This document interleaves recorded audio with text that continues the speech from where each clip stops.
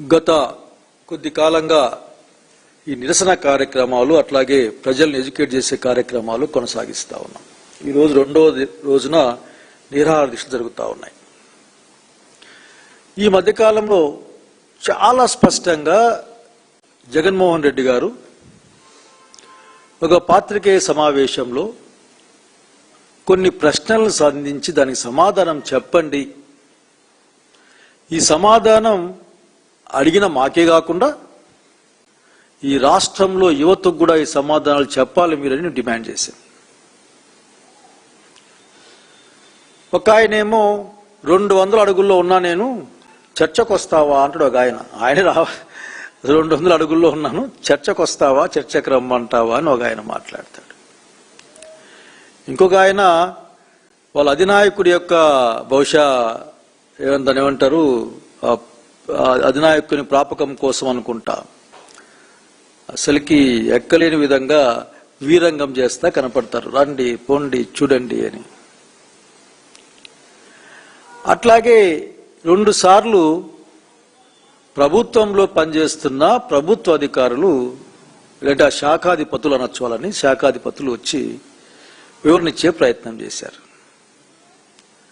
ప్రజలు, విద్యార్థులు, యువకులు అడుగుతున్నదేంటి, మీరు చెప్తున్న సమాధానం ఏంటి? ఆవేదన వ్యక్తం చేస్తున్నారు విద్యాశాఖ కమిషనర్ గారు. నిన్న చూశాను నేను, నిన్న కూడా చూశారు దీన్ని.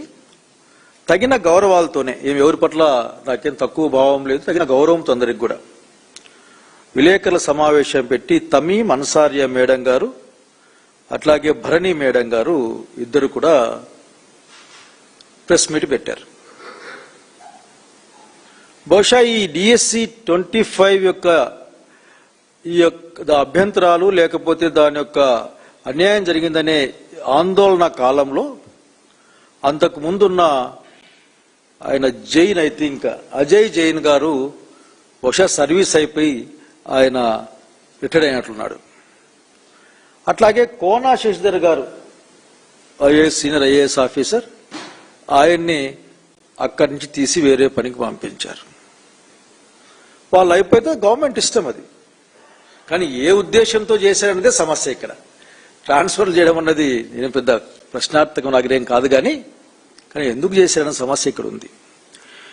ఆ తర్వాత ఈ తమీం అన్సారియా గారు మేడం గారు అట్లాగే భరణి మేడం గారు ఇద్దరు వచ్చి మాట్లాడుతూ ఉన్నారు. ఏమంటే అసలుకి మీరు మెరిట్ లిస్టులు, ఎంపిక లిస్టులు చూసుకోవచ్చు, అసలు ఎన్ని లక్షల మంది రాశారు, ఎన్ని లక్షల మందికి ఏ మార్కులు వచ్చాయి, ఏ విభాగంలో ఎంతమందికి ఎన్ని మార్కులు వచ్చాయి, 100కు 100 ఎంతమందికి వచ్చాయి, 100కు 0 ఎంతమందికి వచ్చాయి అని మొత్తం అంతా కూడా మీరు అప్పుడే ప్రకటించుంటే ఈ ప్రశ్న ఉండేది కాదు కదా మేడం. మీ మీద తగిన గౌరవంతోనే మాట్లాడుతూ ఉన్నా నేను, ఎందుకంటే కొత్తగా వచ్చారు డిపార్ట్మెంట్లోకి. ఇంత పెద్ద స్కామ్ గా పిలువబడుతున్న ఒక అంశాన్ని అర్థం చేసుకునే కొద్ది టైం పడుతుంది. పైగా మీరు మాట్లాడిన మాట నాకు బాధ కలిగిన అంశం ఏంటంటే, మేము కొత్తగా డిఎస్సికి పిలుస్తా ఉన్నాం, అక్టోబర్లో మరో డిఎస్సి వస్తుంది, మీరందరూ ప్రిపేర్ కావాలా. వీళ్ళు ప్రిపేర్ కాకుండా వీళ్ళని ఆందోళనకు గురి చేస్తా ఉన్నారు, ఆందోళనకారులు అనే విధంగా మాట్లాడారు. అసలు ఆందోళన అంతా ఇక్కడే ఉంది మేడం. నేను మీకు సమాధానం చెప్దామని కాదు కదా, తగిన గౌరవంతో, ఎందుకంటే పూర్వ విద్యాశాఖ మంత్రిగా పనిచేసిన ఆ ప్రేమతో మాట్లాడుతూ ఉన్నాను నేను. ఇప్పుడు 25లో జరిగిన డిఎస్సీలు అనేక ఇబ్బందులు వచ్చాయి కాబట్టి 26లో జరగబోయే డిఎస్సీలు ఆ ఇబ్బందులు రాకూడదు అని, పారదర్శకంగా జరగాలి అనే నమ్మకాన్ని క్రియేట్ చేయడం కోసమైనా సరే రాబోయే అక్టోబర్ జరిగే డిఎస్సీలో, డిఎస్సీ డిస్ట్రిక్ట్ సెలక్షన్ కమిటీనే, అదేం అంత అర్థం కాని పదం కూడా ఏం కాదు అది. డిఎస్సీలో ఇటువంటివి జరుగుతాయేమో అన్న అనుమానాన్ని, భయాన్ని పటాపంచలు చేసే విధంగా మీ వివరణ ఉంటే బాగుండేది అనుకుంటున్నాను. నేను ఆ విషయాన్ని గమనించమని కోరుతా ఉన్నా. మీ ప్రశ్నలు నేను సమాధానం చెప్పే ప్రయత్నం ఏం చేయడం లేదు, ఎందుకంటే మీరు చెప్పినవన్నీ కూడా పదే మీరు చెప్పినవే, మాకేం సంబంధం లేదు, మేము చాలా పారదర్శకంగా ఉన్నాం, ఎప్పుడైనా చెక్ చేసుకోవచ్చు.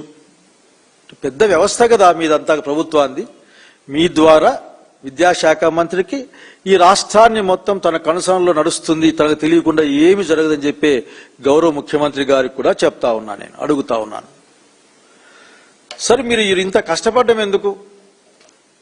ఆఫీసులు తెచ్చి కూర్చోబెట్టి వాళ్ళకి అర్థం కాని విషయాలు లేకపోతే అర్థం అవుతున్న విషయాలు, మధ్యకాలంలో మీ ప్రభుత్వంలో ఏ పదం వాడదామన్నా కానీ ఒకటికి 10 సార్లు ఆలోచించుకోవాల్సి వస్తుంది. కొత్త కొత్త నిఘంటువులు తయారు చేస్తూ ఉన్నారు మీరు. నానా అర్థాలు ఉంటాయి తెలుగులో ఒక పదానికి. మేము మంచి అర్థంతో ఆడితే మీరు చెడ్డ అర్థాన్ని తీసుకొని మాట్లాడే ప్రయత్నం చేస్తారు.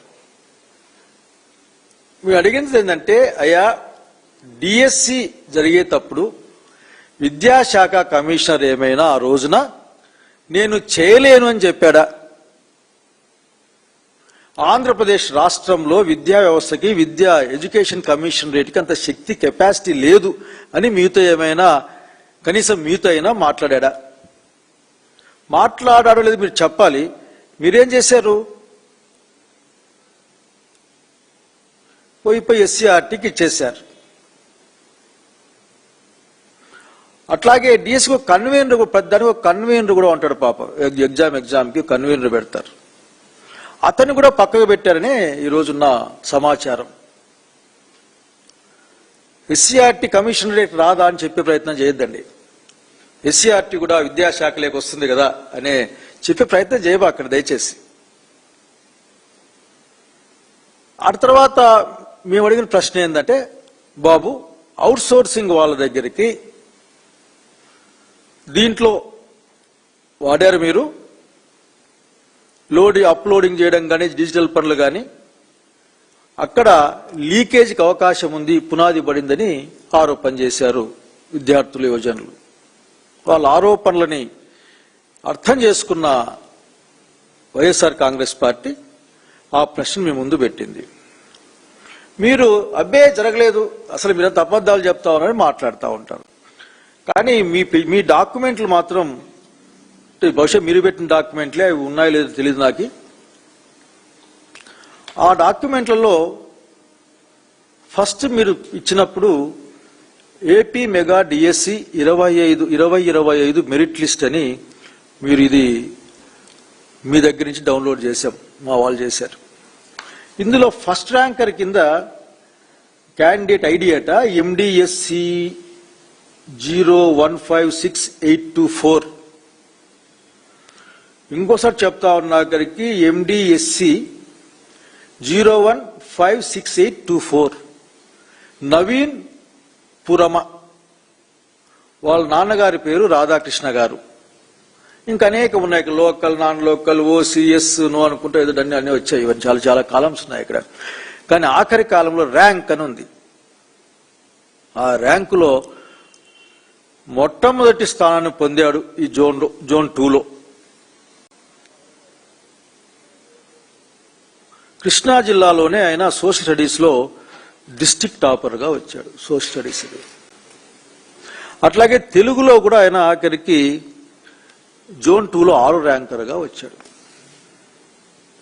ఫోన్లే వచ్చాడని మీకు ధైర్యం ఉంది కదా, నమ్మకం ఉంది, మీ మీద విశ్వాసం ఉంది, మీరు చాలా గొప్పగా మంచిగా ఉంటారనే మీరు పనిచేస్తూ ఉంటారు. ఆ తర్వాత ఆరోపణలు వచ్చిన తర్వాత అదే కృష్ణా జిల్లాలో మరొక లిస్టు తయారై బయటకు వచ్చింది. అదేంటంటే ఇది మళ్ళా సేమ్ అదే లిస్టే.